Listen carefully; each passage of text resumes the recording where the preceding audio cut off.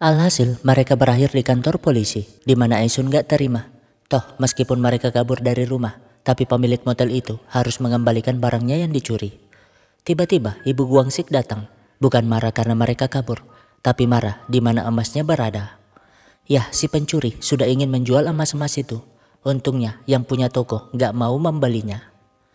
Sekembalinya di motel, ibu Guangsik sudah nongkrong di sana sejak tadi, menghalangi para pelanggan yang pengen nginap. Pokoknya ia akan mengacau di sana sampai emasnya dikembalikan. Gak berapa lama polisi datang. Meskipun sudah bosan menangkap pemilik motel yang memang sudah berkali-kali melakukan kejahatan yang sama. Alhasil ibu Guangsik keluar dengan wajah senyum sumringah. Emasnya kembali, begitupun putranya yang gak bisa kabur lagi. Masalahnya adalah budaya patriarki menyalahkan Aisun sebagai wanita, di mana ia harus dikeluarkan dari sekolah, berbeda dengan Guangsik yang tetap di sekolah itu.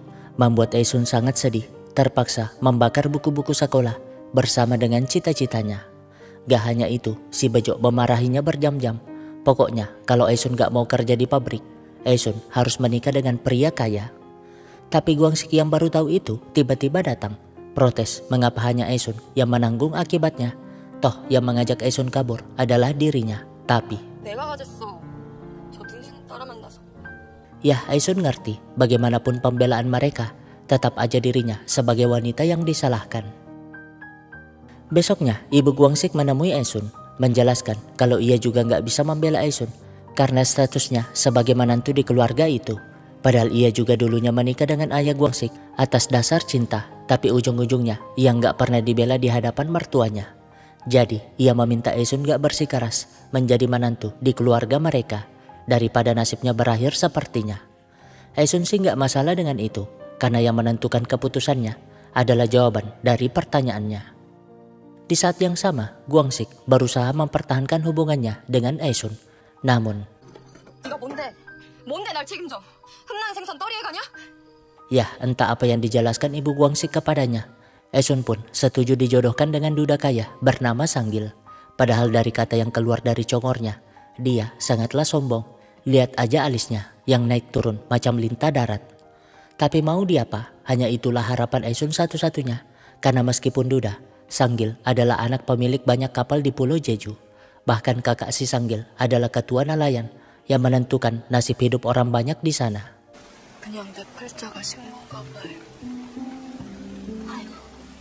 Malamnya, para penyelam yang mendengar kabar Aisun jelas nggak terima. Protes ke keluarga Guangsik. Jadinya Guangsik akhirnya tahu masalah perjodohan itu. Alhasil ia membawa seluruh ikan dagangannya ke rumah Aisun. Pengen nunjukin kalau dirinya tuh gak akan membuat Aisun kelaparan jika hidup bersamanya. Tapi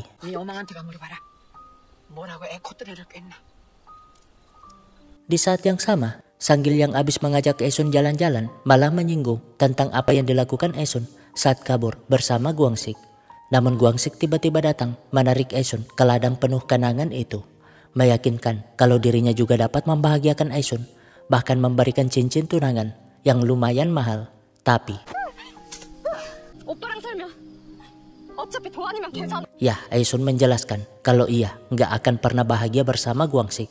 Selain keluarga Guangsik gak menerimanya, ia juga pengen mengubah nasibnya. Toh selama bertahun-tahun mereka bersama, gak ada yang berubah. Jadi ia meminta Guangsik pergi agar ia bisa hidup.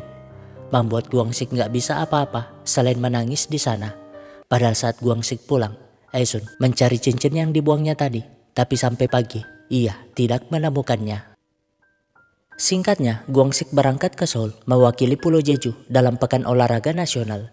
Setidaknya ia gak melihat Aisun menikah dengan si Sanggil, di mana para penyelamnya melepas kepergiannya, menyinggung keluarga Guangsik yang tega menjadi penghalang cinta dua anak muda itu. Ya, sebelumnya Aisun bertanya apa Guangsik benar-benar salah satu atlet terbaik di Pulau Jeju. Sehingga ibu Guangsik pun berbohong kalau putranya tuh memang atlet terbaik.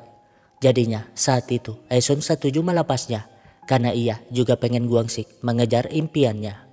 Padahal mah Guangsik jadi atlet karena gabut aja. Toh yang terpenting baginya hanyalah Aisun. Hanya bisa bersedih membayangkan Aisun kini menikah dengan pria sombong itu. Ya, sekarang Aisun lagi mencoba pakaian nikah, tapi melihat kelakuan si Sanggil yang semakin sombong, ia pun memohon agar sambil memperkerjakannya saja sebagai pembantu. Namun, 마누라 하나 얻으면 살림 일자리 공짜인데 내가 왜? 제가 왜요? jelas dong Aisun semakin terpukul. Ternyata pria gila ini hanya akan membuatnya menderita. Jadinya ia pun kabur dari sana, segera berlari ke dermaga, membuat ibu-ibu di sana terkejut, utamanya ibu dan nenek Guangxi. Tapi membiarkannya, toh kapalnya udah jauh. Namun entah kekuatan cinta atau apa namanya, Guangxi mendengar teriakan Aisun dan melihatnya memanggil namanya di ujung dermaga itu. Ia pun langsung melompat bagaikan lumba-lumba yang membelah lautan demi memperjuangkan cintanya. Yah, inilah definisi dari gunung kan kudaki, lautan pun kan ku seberangi. Membuat ibu dan nenek Guangxi pasrah, berbeda dengan emak-emak penyelam yang tentu sangat bahagia. Singkatnya, meskipun tinggal di rumah keluarga Guangxi, mereka mencoba untuk hidup bahagia bersama anak perempuan pertama bernama Gumyong. Yah, di musim semi itu, Aisun benar-benar bahagia. Dia yang dulu kehilangan sosok ibu, kini menjalani hidup menjadi seorang ibu. Tapi pertanyaannya, dari mana Guangxi membeli cincin yang dilempar Aisun? Yah, dini hari saat nginap di motel itu, Guangxi diam-diam keluar untuk menukar emas dengan cincin nikah. Meskipun sekarang cincin itu menghilang, tapi Guangxi tetap memberikan cincin yang sangat indah. Lalu apakah masalah hidupnya akan berakhir di sini? Oh, tentu tidak. Toh ujian hidup sebenarnya adalah berumah tangga.